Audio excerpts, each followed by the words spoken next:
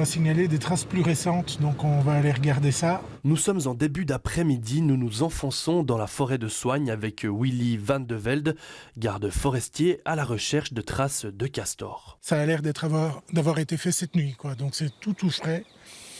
Et donc voilà, je vais remettre des caméras et je vais suivre l'histoire de plus près. C'est de l'autre côté de la ville, aux abords de la Seine, que les premières images du castor ont été prises. Bruxelles Environnement surveille la zone après plusieurs indices de la présence du plus gros rongeur d'Europe. Sur ce copeau, on voit vraiment la façon dont il déchiquette le bois petit à petit. Et finalement, il arrive à faire des coupes assez importantes dans des gros troncs, petit copeau par petit copeau. Selon Bruxelles Environnement, le castor filmé est un jeune spécimen.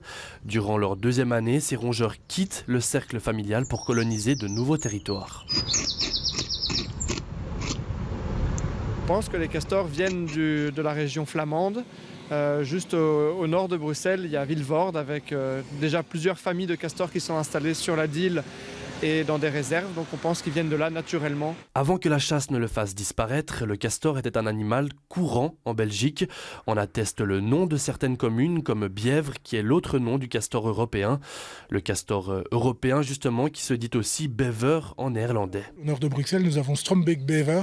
Là aussi, c'est une toponymie qui atteste de la présence passée du castor. Donc le fait qu'il revienne, eh bien, c'est un retour chez lui. Plusieurs cours d'eau sont renaturalisés et deviennent propices aux rongeurs. C'est par exemple le cas du secteur de la Seine où le castor a été filmé. On a directement les effets, la réponse est immédiate de la part de la faune. Quand le déplacement est favorisé, quand les habitats sont améliorés, les animaux réapparaissent très rapidement. Peu probable que vous croisiez cet animal nocturne et très discret.